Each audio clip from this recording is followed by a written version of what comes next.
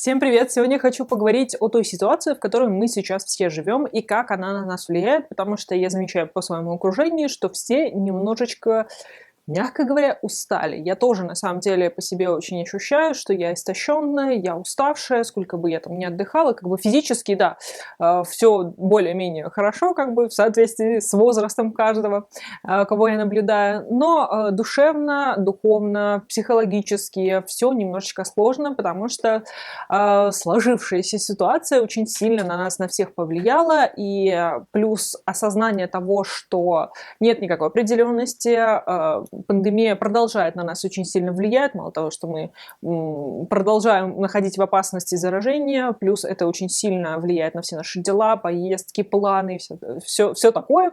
Оно продолжает рушиться, оно продолжает влиять на нас.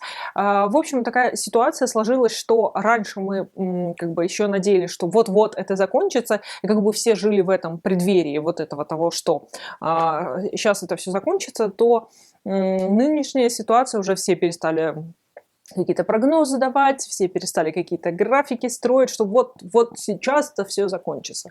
Все как-то немножко в этом плане подутихли, и это самое страшное, когда ты не понимаешь, когда это все закончится, а это влияет на твою жизнь, и здесь как бы нужно как-то под это подстраиваться, и я как раз-таки об ощущении счастья хочу, нормальной жизни поговорить, потому что это очень важно, потому что пандемия, но это наше время, это то, ну, как бы, это наша жизнь, это то, как мы проживаем каждый день, и если каждый день об этом всем думать, но я думаю, что сейчас немножко уже полегче в этом плане, но все равно это отравляет каждый наш день, и нужно как-то получше, ну, как бы улучшить всю эту ситуацию, как жить вот в этом всем, потому что вот в этот постоянный уровень стресса, который у нас у всех присутствует, он очень сильно истощает, он прям выжимает до капли, и, повторюсь, я на себе очень сильно это ощущаю, потому что сейчас я в состоянии вообще полного нуля энергетического.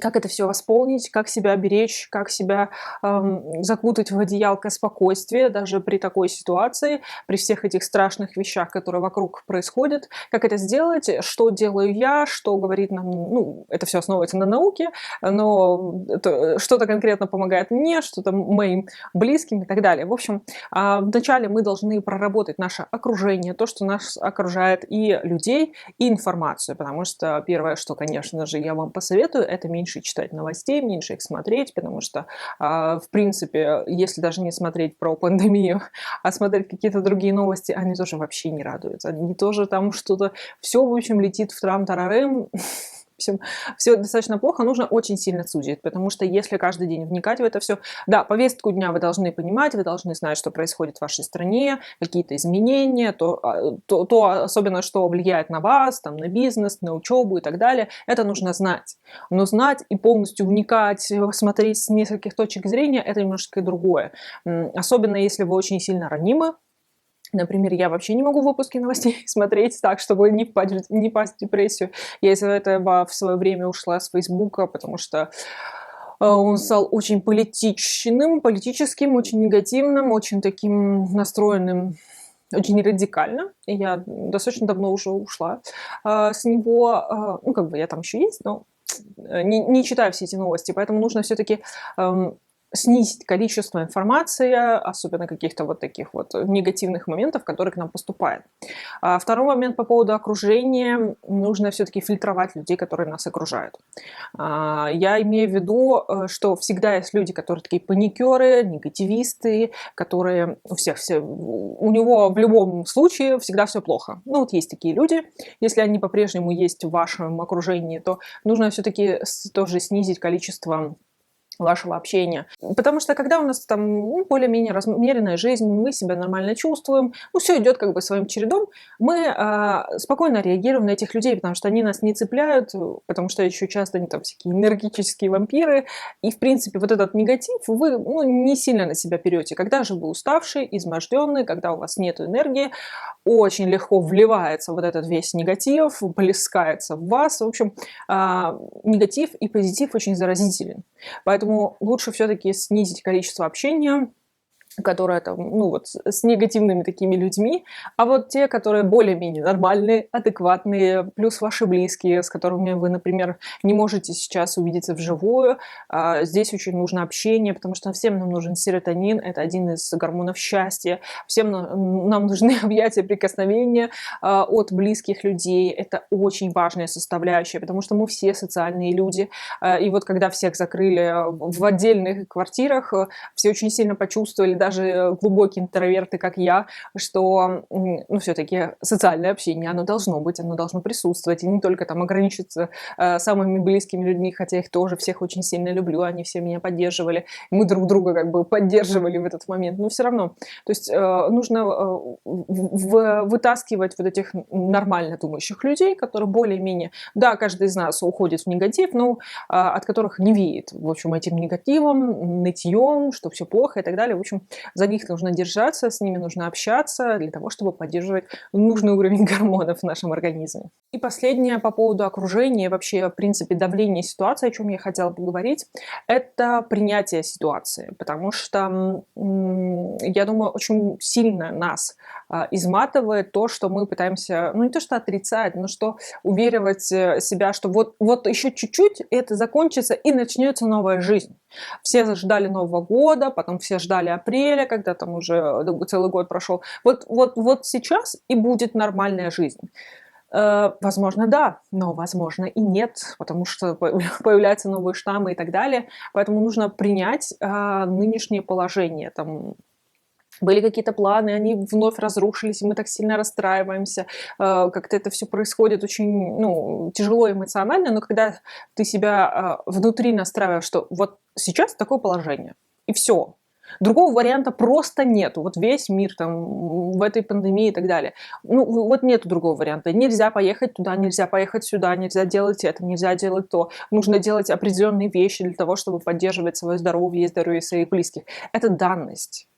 Для нашего мозга это определение данности того, что, ну, то, что для нас является нормой, это освобождает от вот этого самого стресса, потому что все, что неизведанное, непонятное, временное, то, что доставляет дискомфорт, если мы воспринимаем это как что-то такое, ну, вот раздражающее изначально, то, конечно, мы будем стрессовать, мы будем нервничать, мы будем тратить свою энергию внутреннюю. Но как только мы себе говорим, что да, ситуация дерьмовая, простите за выражение, но так есть. Вот на данный конкретный момент это так происходит. Вы не единичны в этом плане, вы не одиноки в этом плане. Надо как-то в этом всем жить. Сразу становится гораздо-гораздо легче. Хотя бы уходит вот этот фоновый стресс, который вас мучает. И следующий момент, о котором я хочу поговорить, это наполнение внутри себя, то есть внутреннее наполнение своих сил, энергии, эмоций и так далее. Опять-таки из-за того, что нас всех сейчас ограничили во многих вещах, даже глубокие интроверты начинают истощаться, потому что у нас нету каких-то эмоций, позитива, каких-то поездок, прогулок и так далее.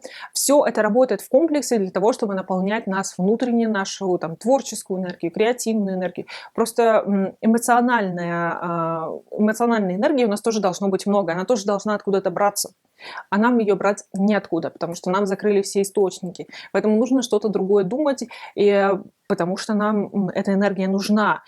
Если вы истощенный в этом состоянии, то любое событие становится для вас вселенской трагедией. Вы не можете с ней справиться, вы не можете нормально мыслить, потому что у вас нет энергии, у вашего мозга просто нет нужных нейромедиаторов, чтобы собраться, подумать, понять, что все не так уж плохо, нет никакой трагедии и так далее. Поэтому нужно что-то такое создать для того, чтобы опять себя наполнять. Вот в этих вот ограниченных рамках. Я вам расскажу, что мне помогает и что помогает моим близким. Первое, что я очень сильно советую, это какое-то привычное действие. Потому что вся вот эта история, она нас выбила из привычного окружения, ритма жизни и так далее. То есть нас вырвали из чего-то привычного такого болота, но оно комфортное, это ваше личное болотце, в котором все обставлено, все хорошо. Нас из этого всех вырвали и сказали, вот теперь живем вот так. И это очень сложно. Сложно выходить из зоны комфорта, как бы нам ни говорили, что это полезно, это так прикольно. Это, конечно, ну, отчасти, да. А с другой стороны, это очень тяжелое для нас время, состояние. Кто-то быстрее воспринимает эти все перемены, кто-то медленнее. Но в любом случае это тяжело.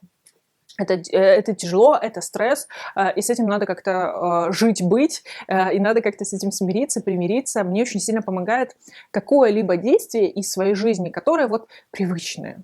Вот я делаю это, и как бы мозг понимает, это что-то такое родное, это что-то такое тепленькое, приятненькое, хорошо становится, потому что вы расслабляетесь. Для меня это, там, например, планирование, составление списков, я это обожаю.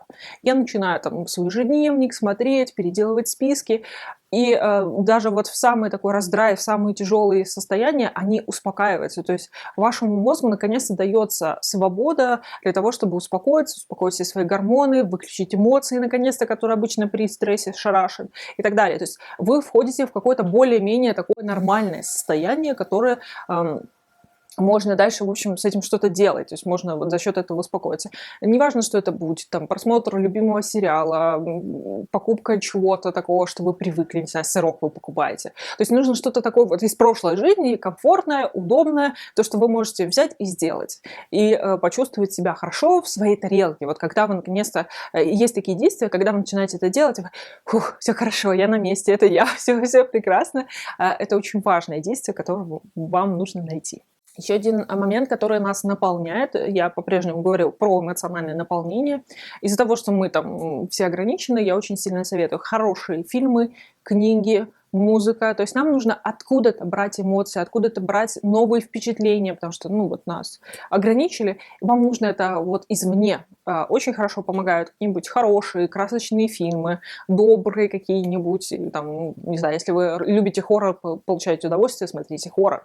Какие-нибудь книги, где другие люди в каких-то других обстоятельствах, у них какие-то свои эмоции. Почитайте, наполнитесь, увидите, что есть еще другие люди и так далее. Послушайте музыку. В моем случае мне очень сильно помогла музыка, потому что я начала гулять с собакой, включая, ну, такой поток дня, по-моему, у меня Яндекс.Музыка, который подбирает по моим вкусам музыку из моего прошлого, когда я там была уже таким взрослым подростком, и она как будто опять меня наполняет. Это действительно очень хорошо, такая оздоровительная у нас получается прогулка, потому что эта музыка, во-первых, связана с хорошими эмоциями из прошлого, плюс она достаточно энергичная, наполненная. Я очень люблю, ну, такую достаточно тяжелую музыку. Она всегда очень насыщена живыми инструментами, которые тоже мне дают энергию, силы. У меня появляются сразу идеи. Вот опять, вот это заряжает на какое-то творчество,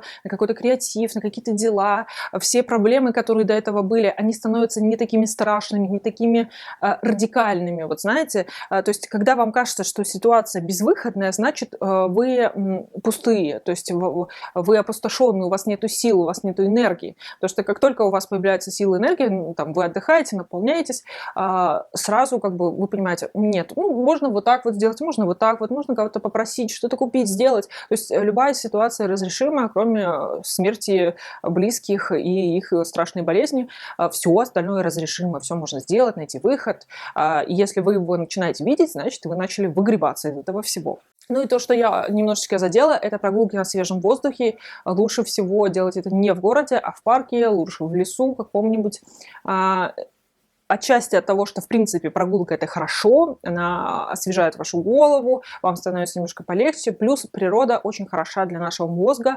Вот эти все спокойные цвета, ну, зелень, она хорошо влияет на наше восприятие, на наш мозг, потому что мы же видим не глазами, а мозгом, то есть наш мозг отдыхает, он перезагружается, плюс у вас меньше всяких раздражителей, вот там, когда гуляете по природе, никого не слушайте, там, ничего не читайте, не смотрите, просто идите для того, чтобы ваш мозг смог наконец-то отпустить все, что у вас есть, перезагрузиться, выработать наконец-то те нейромедиаторы, которые ему нужны для обычной жизни, потому что когда мы живем в стрессе, в городе, в делах, просто мозг не успевает все это делать, и природа – это хороший аккумулятор. И, конечно же, я всегда буду говорить о том, чтобы снижать информационный поток, который мы поглощаем.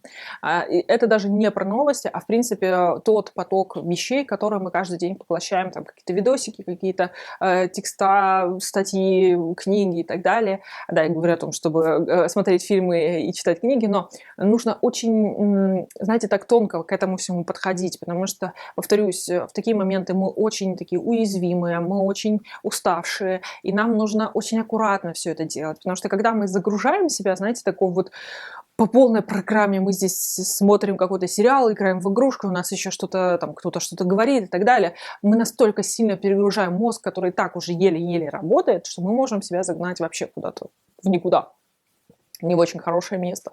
Поэтому я всегда за информационную грамотность, информационную такое сито, чтобы мы очень грамотно подходили к тому, что мы воспринимаем, насколько нас окружает вообще информация, какие-то звуки, изображения, чтобы не перегружать себя. Нужно себя беречь. И последнее вот как раз, о чем я хочу поговорить, потому что я начала с счастья, а в принципе о счастье я не особо так говорю. Потому что вот прям капитально быть счастливым сейчас достаточно сложно, потому что даже когда происходят какие-то счастливые события, какие-то вещи, которые вас радуют, из-за того, что мы все немножечко такие придавленные, мы не можем даже сильно радоваться. И, в принципе, в этом нет ничего плохого, потому что внутри вы радуетесь, все хорошо, возможно, без сильной бурной реакции. И вот здесь я хочу поговорить о том, в заключение как раз хочу поговорить о том, чтобы не надо стремиться к тому, чтобы каждый день быть энергичным, позитивным, весь такой накачанный, крутой. Нет, это такое состояние, которое не обязательно. То есть, если вы спокойный, размеренный человек, который просто немножечко устал, не нужно к этому стремиться. Вам нужно выйти на нормальное хотя бы состояние. Да, есть такие виды темперамента, когда люди очень шумные, их много, они такие вот энергичные. Да, для них это характерно. Если для вас это не характерно, не расстраивайтесь, что вы там каждый день не радуетесь любой мелочи, что вы там каждый день не улыбаетесь, что у вас есть какие-то плохие моменты, у вас нужно позволять себе расстраиваться и плакать иногда. Это нужно обязательно, вам нужно пережить все эти эмоции, не нужно в себе давить. Самое худшее, что вы можете сделать, это накопить в себе негатива, не выпускать его, потому что сейчас раскисать нельзя, плакать нельзя, расстраиваться нельзя, я буду вот боец. Нет, так вы сломаетесь очень быстро, потому что накопление негатива ни к чему хорошему не приводит. Он может только разъесть вас изнутри.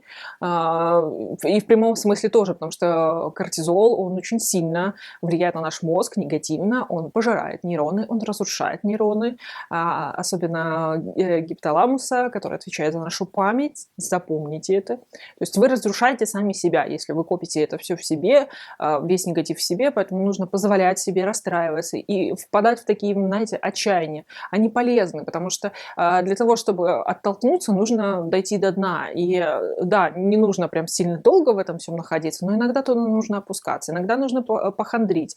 Но как бы просто вы можете выровнять себя в нормальное состояние, быть нормальным, иногда радоваться, иногда печалиться, и тогда, опять-таки, ваш мозг сможет войти в нормальное состояние, в нормальную работу, и вы будете рады, счастливы в целом. Вы сможете жить в этом, в этом переменчивом, странном мире, в котором мы сейчас все живем. Все, мои хорошие, надеюсь, что-то из этого вам поможет, что-нибудь поддержит. Подписывайтесь, ставьте лайк и до следующих видео. Пока-пока.